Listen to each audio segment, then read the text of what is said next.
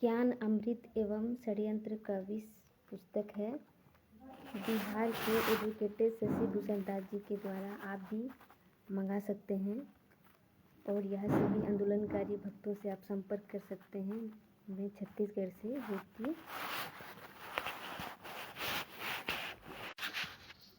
Page number 65 का प्रश्न करने एवं समाधान लेने की बात।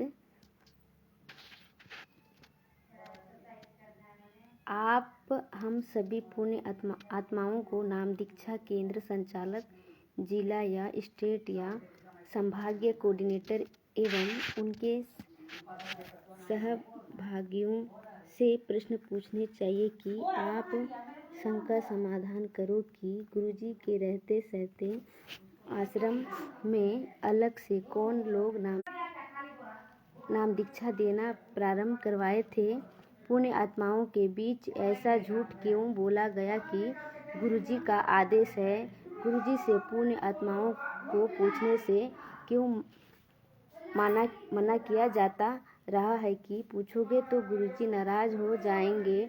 आज तक ऐसी दृष्टता करने वाले का नाम ये मैनेजमेंट या नाम दीक्षा केंद्र संचालक या कोऑर्डिनेटर क्यों नहीं भक्तों के बीच बताते हैं। आप पुण्य आत्माओं नाम दीक्षा केंद्र पर जाने वाले केंद्र के अधिकारियों से पूछो कि उसी तरह कहीं आप लोग भी तो गुरुजी का आदेश कहकर फर्जी केंद्र तो नहीं चला रहे हो। आप उजागर करो कि गुरुजी के रहते सहते मैनेजमेंट के लोग नाम दीक्षा अलग से दिलवा रहे थे या फिर बाहरी व्यक्तिगण थे। यदि वह बाहरी व्यक्तिगण थे तो आप मैनेजमेंट ऐसे लोगों को आश्रम में प्रवेश कैसे दे दिए। यदि अनजाने में दे दिए थे तो ये ड्रामा 10 से 12 दिन तक चली थी। बिना मैनेजमेंट के स्वीकृति के इतने दिनों कैसे ड्रामा चलाई जा सकती है। अतः इससे साबित होता है कि काल का दूत आश्रम में प्रवेश करने के बाद प्रबंधन को अपने हाथ में लेकर संगत को बर्बाद करने के लिए, काल के मुख में ले जाने के लिए अपने षड्यंत्र का शिकार बनाया, मगर षड्यंत्र देर तक नहीं रुक सका। विचार करो पुण्यात्माओं की, एक काल के दूत जब समर्थ सद्गुरु के उपस्थिति में उनके नाक के नीचे उन्हीं का आदेश बताकर उन्हीं के विधानों के विपरीत कार्य कराने लग गए थे, तो आज जगह जगह नाम दीक्षा केंद्र गुरुजी के अनुपस्थिति में गुरुजी का ही आदेश बताकर पुण्य आत्माओं को धोखा देने में क्या इच्छा कर सकते हैं। अर्थात जितने भी सेंटर चल रहे हैं फर्जी है। अनाधिकारी लोग गुरुजी का आदेश कहकर अपनी धंधा चला रहे हैं। ऐसा धंधा चलाने वालों का विरोध करना हमारे पुण्य आत्माओं का अपने सद्गुरु के प्रति वास्तविक कर्तव्य है और सद्गुरु को बाहर लाकर ऐसे धंधा को बेअसर करने का हमें सदा प्रयत्नशील होना पड़ेगा। इस प्रकार आप पुण्य आत्माओं को गुरुजी के उक्त दोनों सत्संग अर्थात काल के दूत उत्पन्न होने एवं आश्रम में अलग अलग से नाम दीक्षा देने वाला सुनने को नहीं मिला हो तो किसी भगत के पास यदि उपलब्ध हो तो उससे प्राप्त कर ले, देख सुन ले या मुझ लेखक के पास आकर प्रमाण रूप में अवश्य से सुनकर सुनिश्चित हो सकते हैं। करोता आश्रम पुलिस प्रशासन से कब्जा वापस मिलना। 2009 इसमें आप पाठकगण को पूर्व में जानकारी मिल गई होगी कि 2006 में करोता कांड कारित होने के बाद संत रामपाल जी महाराज को 22 माह जेल में रहना पड़ा। उनके करोता आश्रम को रोहतक पुलिस प्रशासन ने अपने कब्जे में ले ली थी। 22 माह के बाद संत रामपाल जी महाराज हाईकोर्ट के आदेश से जमानत पर 2 अप्रैल 2008 को जेल से बाहर आए और बरवाला में सत्संग करने लगे। करोता में स्थित सतलोक आश्रम को अपने ट्रस्ट बंदी छोड़ भक्ति मुक्ति ट्रस्ट के फाउंडर संत रामपाल एवं अन्य के द्वारा रोहतक पुलिस प्रशासन के कब्जे से वापस लेने के लिए चंडीगढ़ हाईकोर्ट में वाद दायर किए। चंडीगढ़ हाईकोर्ट ने गुरुजी के ट्रस्ट करोता आश्रम सौंपने के लिए 2009 ई में आदेश पारित कर दिया, अर्थात करोता आश्रम गुरुजी को वापस मिला।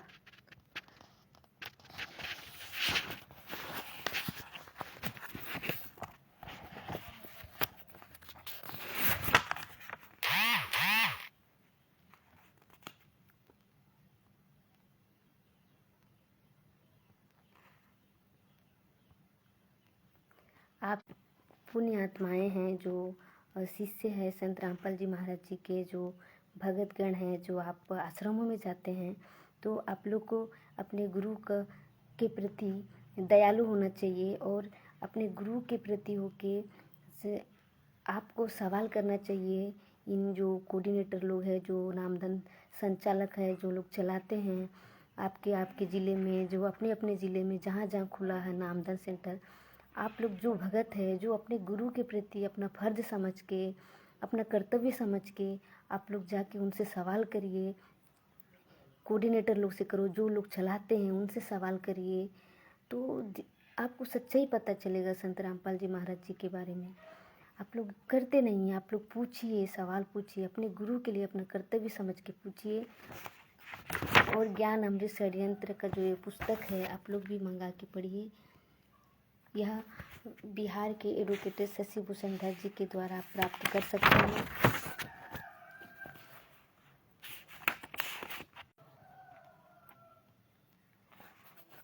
चूड़ानी आश्रम में 2006 की घटना में संत रामपाल के विरुद्ध केस दर्ज होना।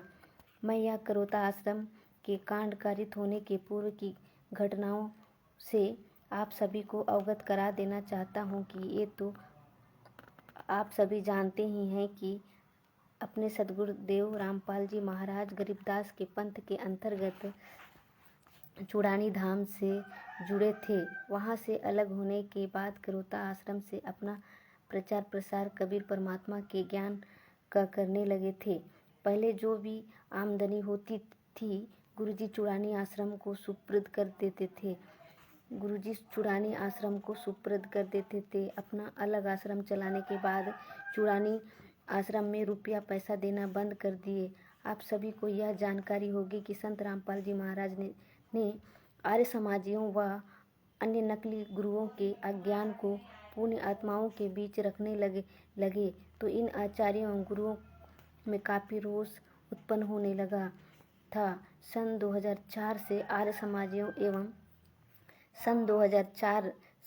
समाजियों एवं संत रामपाल महाराज के बीच तनाव की धुआं उठते उठते आग की लपटों में परिवर्तित हो गई और दिनांक 12/7/2006 को करोता कांड को जन्म दिया।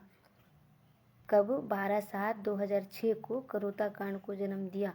आपको बता दूं, संत रामपाल जी महाराज हर समय अपने शिष्यों अनुयायियों को शिक्षा देते रहे कि झगड़ा झंझट से दूर रहने चाहिए, किसी के साथ गाली गलौज नहीं करना चाहिए, या कोई आपको गाली गलौज करता है तो उलट जवाब नहीं देना चाहिए, स्वयं चुप हो जाना चाहिए। अपने मन ये भाव लाने चाहिए कि सामने वाला कोई ज्ञान ना होने के कारण अपना अनमोल जीवन बर्बाद कर रहा है और आप चुप हो जाने चाहिए। यदि आप उलट के जवाब देने का कार्य करने लगे तो फिर आप अपना ही अनमोल जीवन बर्बाद करने लग जाओगे। इसीलिए गुरुदेव जी ने एक वाणी के माध्यम से हमें हर रोज़ नित्य नियम में याद दिलवाते हैं कि आवत गारी एक है उल्टत वो अनेक, कहे कबीर ना उलटियो रहे एक ही एक। कहते हैं कि यदि आपके प्रति किसी के द्वारा एक गाली दी जा रही है और आप उसका जवाब गाली से ही देते हो तो वैसी गाली आपको अनेक सुनने को मिल जाएंगे, मगर उसके द्वारा दी गए गाली का जवाब ना देकर ये समझ करके कि सामने वाले को ज्ञान नहीं है, चुप ही रह जाते हैं तो फिर एक से अधिक गाली सुनने को नहीं मिलेंगे। किंतु गुरुजी के इर्द गिर्द रहने वाले और अपने स्वघोषित प्रबंधन का कार्य करने वाले बड़े बड़े भक्तों ने अपने गुरुजी के द्वारा दिए गए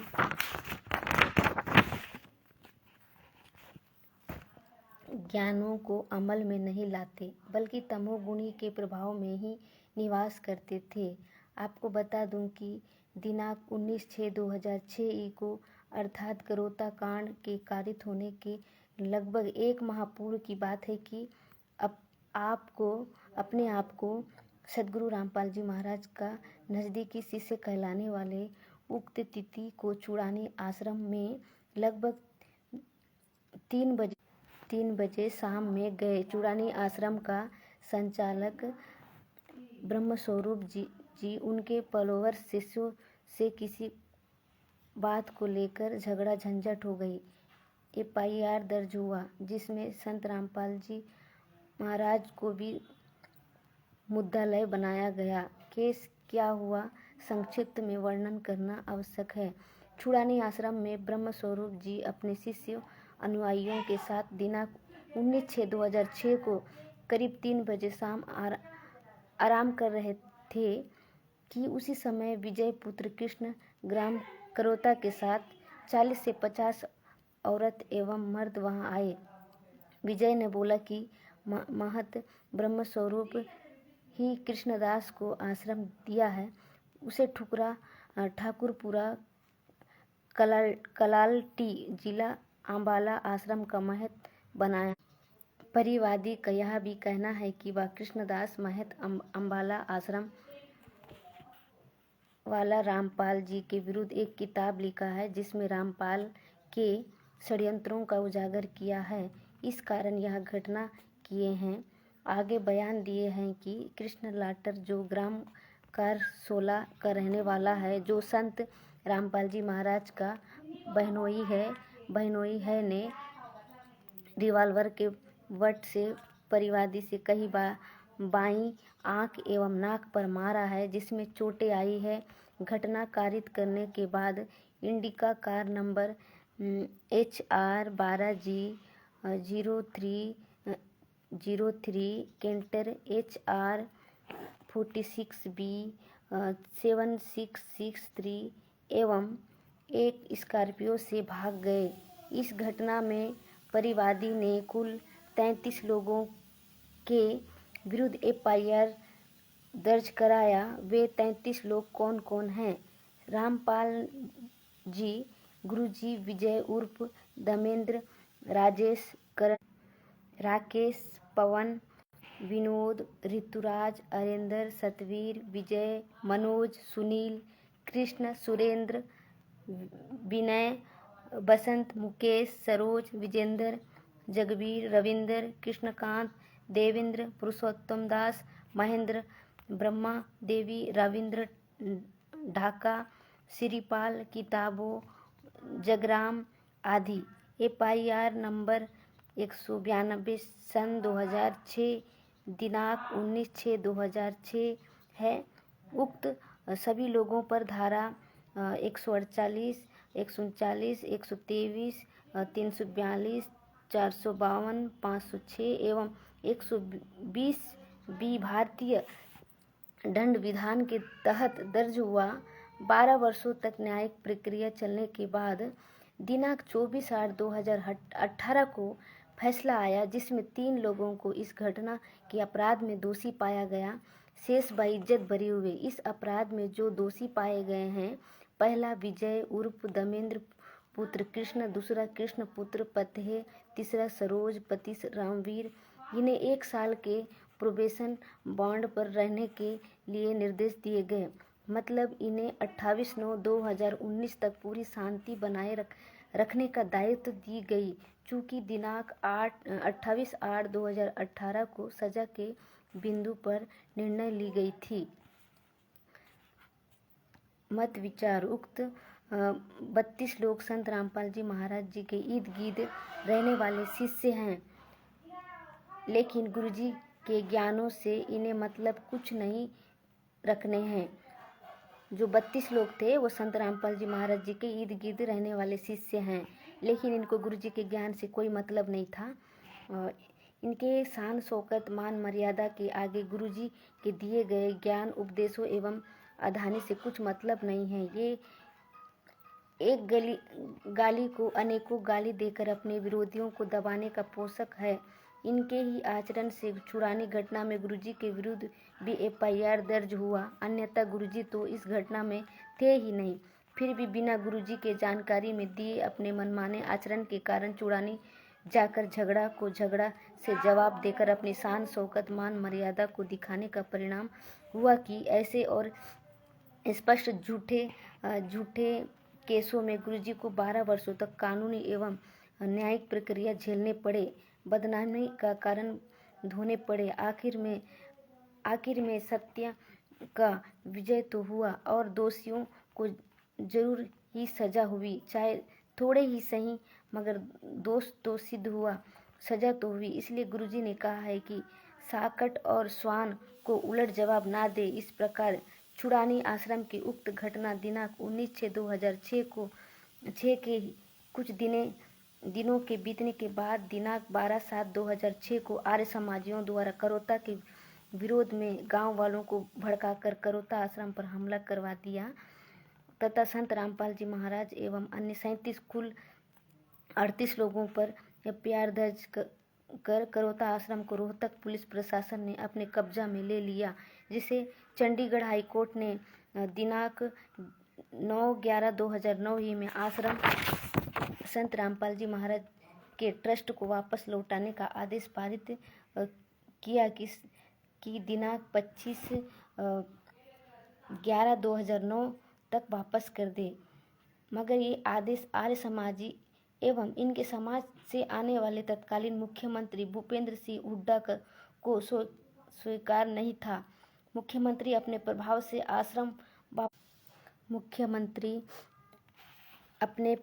आश्रम वापस नहीं करने के लिए अपने पुलिस प्रशासन को अंदरूनी आदेश दे रखे थे। इधर मैनेजमेंट के आदेश के आलोक में पुलिस प्रशासन के पास कभी अनुमंडल अधिकारी तो आरक्षी अधीक्षक तो IG DIG के पास दौड़ते रहे, मगर वापस आश्रम नहीं मिली और तत्कालीन